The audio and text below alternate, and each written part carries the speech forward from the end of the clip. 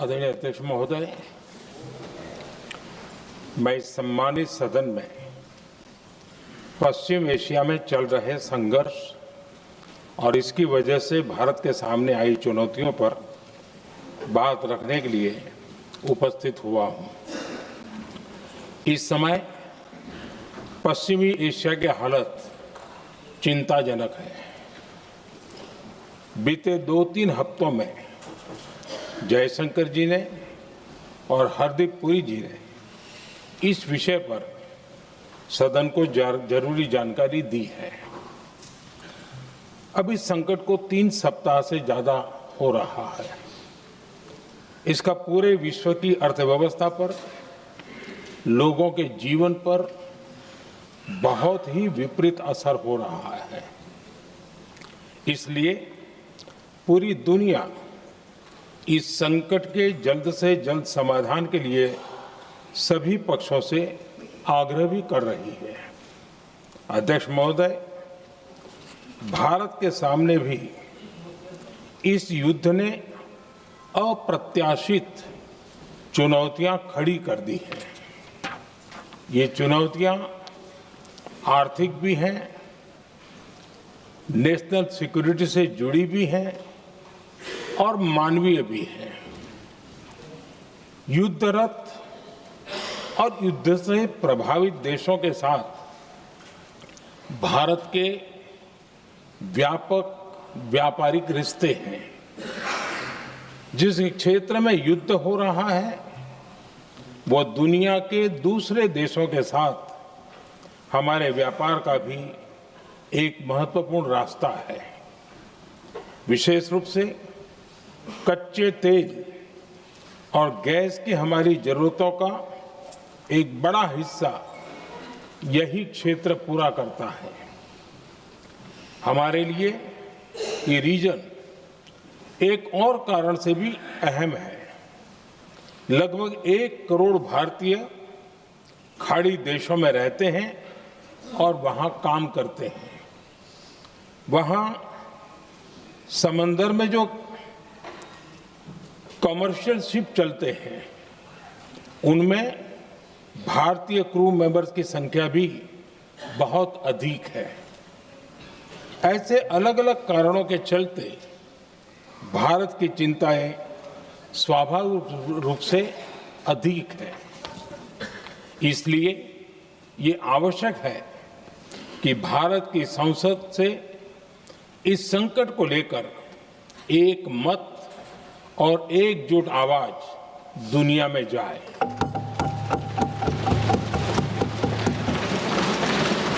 अध्यक्ष जी, जब से ये युद्ध शुरू हुआ है तब से ही प्रभावित देशों में हर भारतीय को जरूरी मदद दी जा रही है।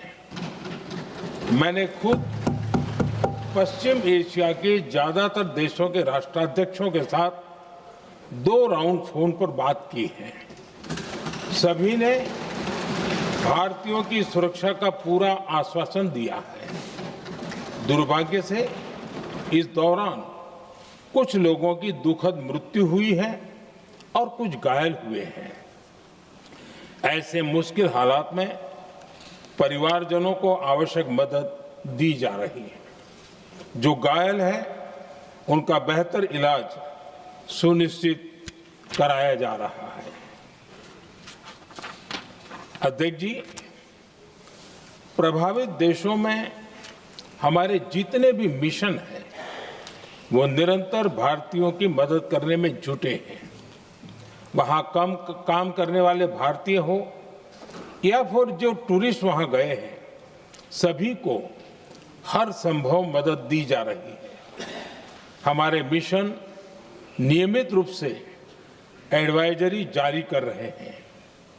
यहां भारत में और अन्य प्रभावित देशों में 24/7 कंट्रोल रूम और आपातकालीन हेल्पलाइन स्थापित की गई है।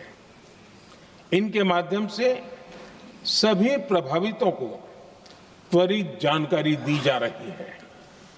अध्यक्ष जी, संकट की स्थिति में देश विदेश में भारतीयों की सुरक्षा हमारी बहुत बड़ी प्राथमिकता रही है।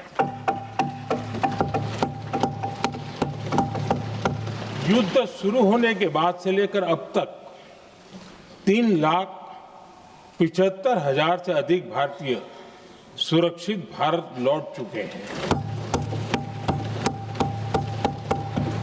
ईरान से ही अभी तक लगभग 1,000 भारतीय सुरक्षित वापस लौटे हैं।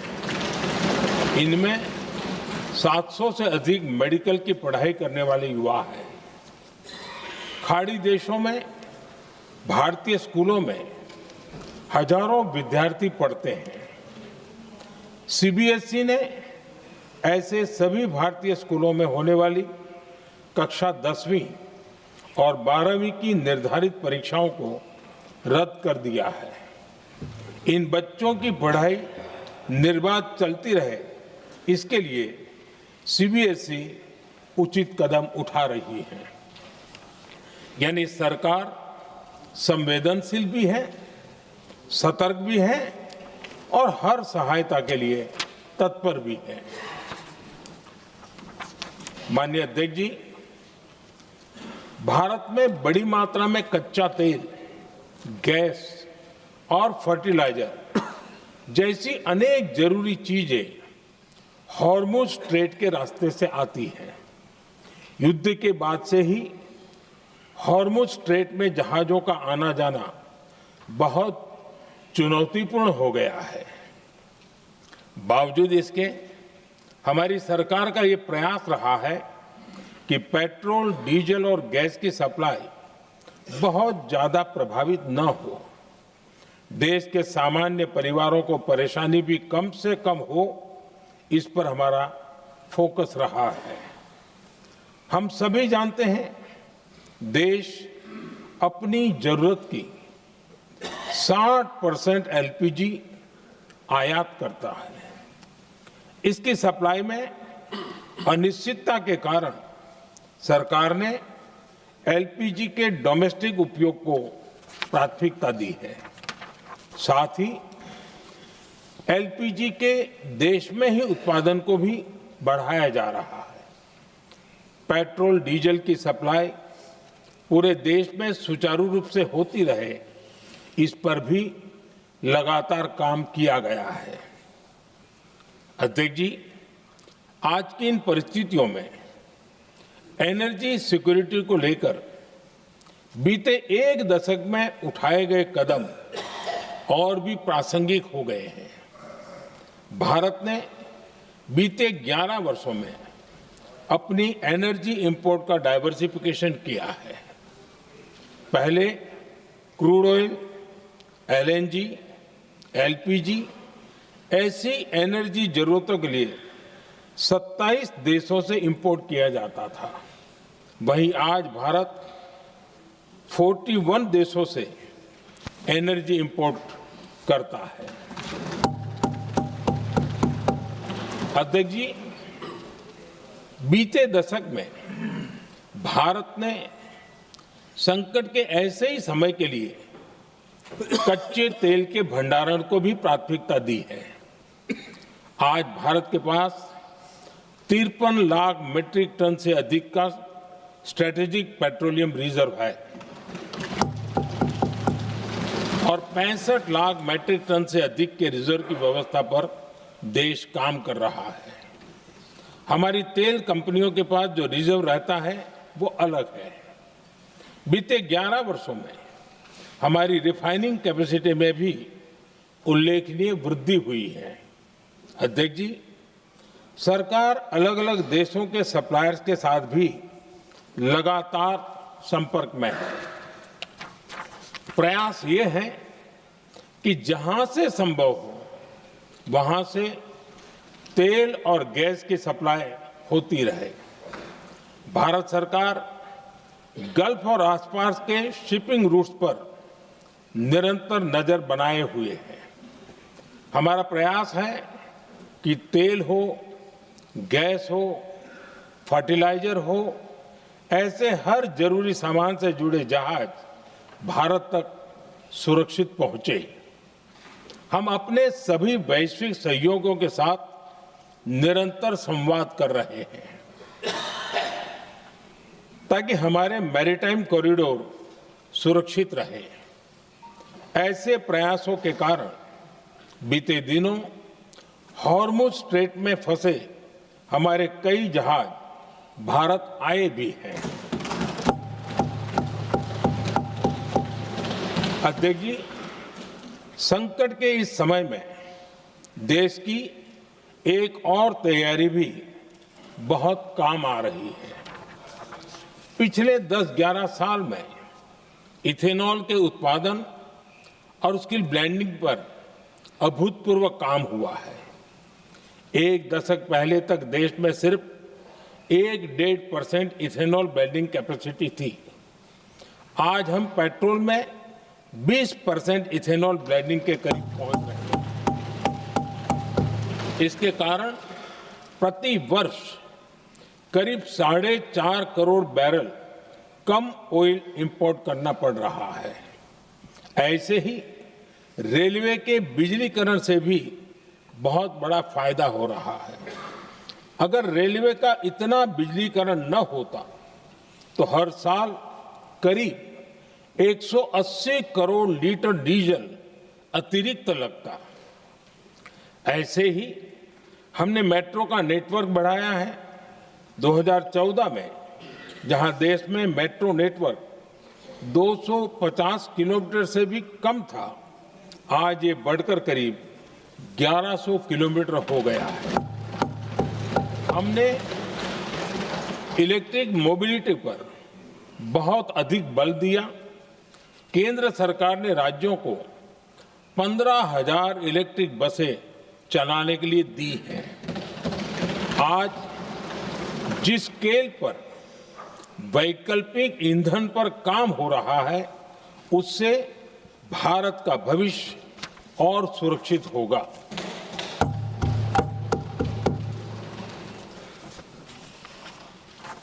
आदरणीय अध्यक्ष जी, हम जानते हैं कि एनर्जी आज इकोनॉमी की रीढ़ है और ग्लोबल एनर्जी नीड्स को पूरा करने वाला एक बड़ा सोर्स वेस्ट एशिया है।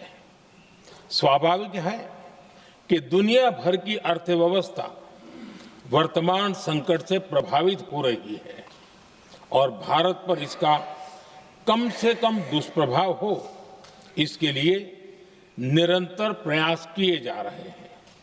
सरकार इसके शॉर्ट टर्म, मीडियम टर्म और लॉन्ग टर्म ऐसे हर असर के लिए एक रणनीति के साथ काम कर रही है। आज भारत की इकोनॉमी के फंडामेंटल्स मजबूत है। इससे भी देश को बहुत मदद मिली है। हम हर सेक्टर के स्टेक होल्डर्स के साथ चर्चा कर रहे हैं। जहां भी जरूरत है उस सेक्टर को आवश्यक सपोर्ट दिया जा रहा है। भारत सरकार ने एक इंटर मिनिस्ट्रियल ग्रुप भी बनाया है। ये ग्रुप हर रोज मिलता है और हमारे इंपोर्ट एक्सपोर्ट में आने वाली हर दिक्कत का आकलन करता है और ये ग्रुप आवश्यक समाधान पर भी निरंतर काम करता है। मुझे पूरा भरोसा है कि सरकार और इंडस्ट्री के साझा प्रयासों से हम परिस्थितियों का बेहतर सामना कर पाएंगे। माननीय अध्यक्ष जी, एक बड़ा सवाल ये है कि युद्ध का खेती पर क्या प्रभाव होगा। देश के किसानों ने हमारे अन्न के भंडार भर रखे हैं, इसलिए भारत के पास पर्याप्त खाद्यान्न है। हमारा ये भी प्रयास है कि खरीफ सीजन की ठीक से बुआई हो सके।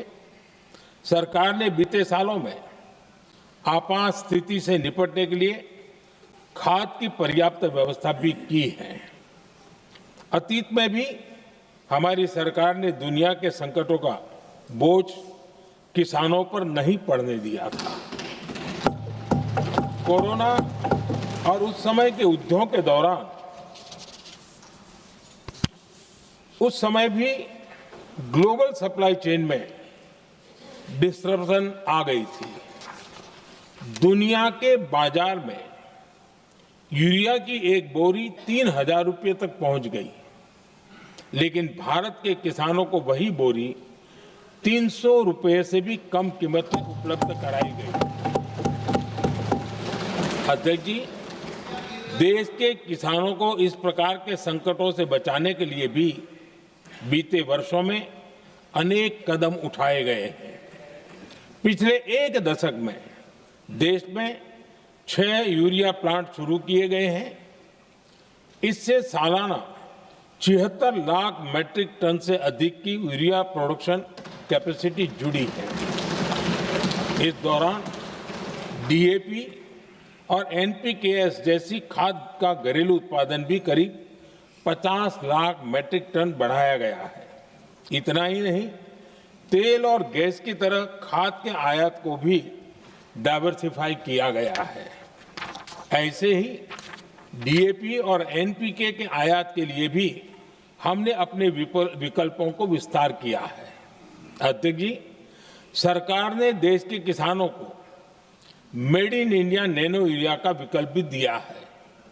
सरकार किसानों को प्राकृतिक खेती के लिए भी प्रोत्साहित कर रही है। पीएम कुसुम योजना के तहत किसानों को 22 लाख से ज्यादा सोलर पंप दिए गए हैं। इससे भी डीजल पर उनकी निर्भरता कम हुई है। मैं सदन के माध्यम से देश के किसानों को विश्वास दिलाता हूं कि सरकार किसानों की हर संभव मदद करती रहेगी। आदरणीय अध्यक्ष जी, युद्ध का एक बहुत बड़ा चैलेंज ये भी है कि भारत में गर्मी का मौसम शुरू हो रहा है। आने वाले समय में बढ़ती गर्मी के साथ बिजली की डिमांड बढ़ती जाएगी। फिलहाल देश के सभी पावर प्लांट्स के पर्याप्त कोल स्टॉक उपलब्ध है। भारत ने लगातार दूसरे साल 100 करोड़ टन कोयला उत्पादन करने का रिकॉर्ड बनाया है। पावर जनरेशन से लेकर पावर सप्लाई तक के हमारे सभी सिस्टम की निरंतर मॉनिटरिंग भी की जा रही है और सरकार की तैयारियां उसको रिन्यूएबल एनर्जी से भी मदद मिली है।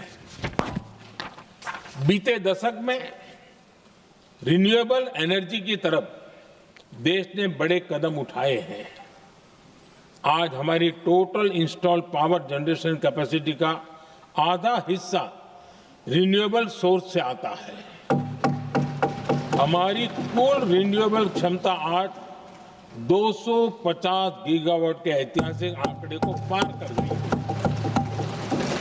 बीते 11 वर्षों में देश ने अपनी सोलर पावर कैपेसिटी करीब 3 गीगावाट से बढ़ाकर 140 गीगावाट तक पहुंचाई है।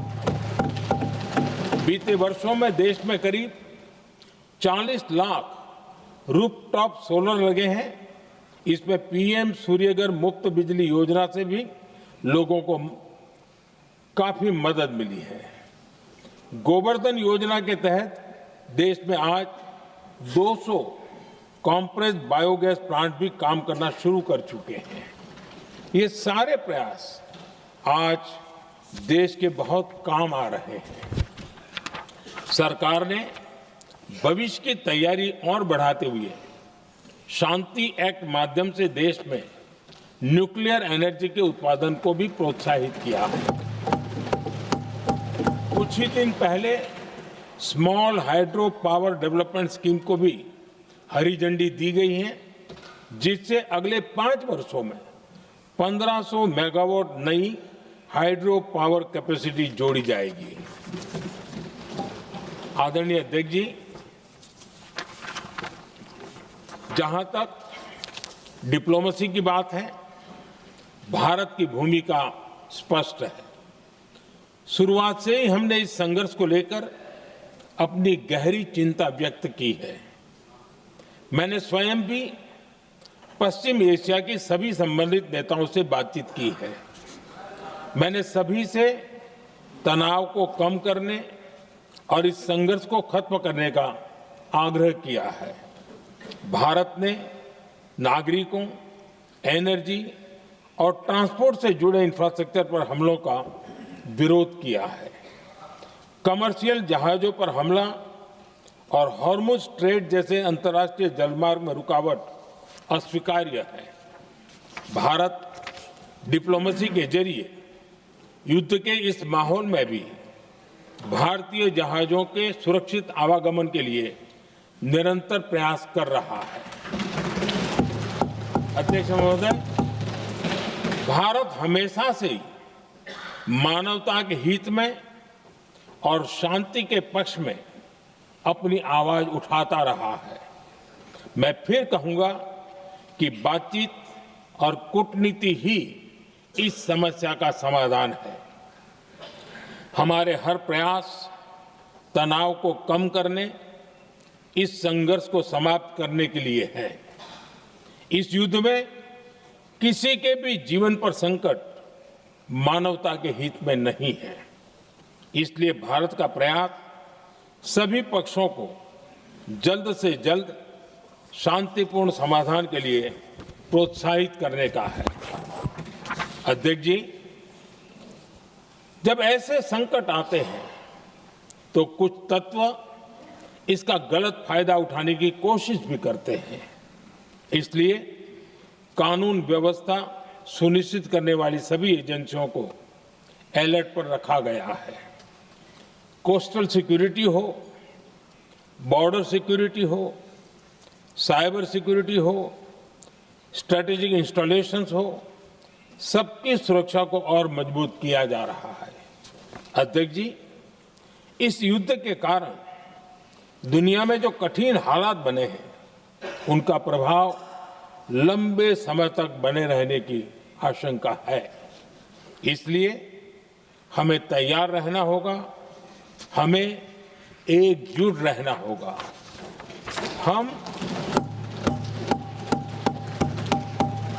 हम कोरोना के समय भी एकजुटता से ऐसी चुनौतियों का सामना कर चुके हैं।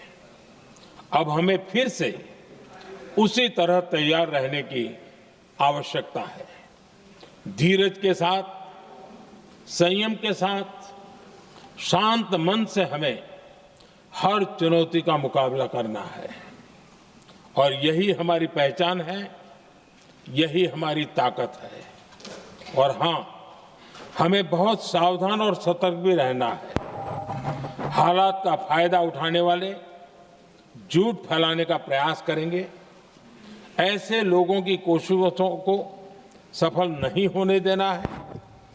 मैं देश की सभी राज्य सरकारों से भी इस सदन के माध्यम से आग्रह करूंगा, ऐसे समय में कालाबाजारी करने वाले, जमाखोरी करने वाले एक्टिव हो जाते हैं।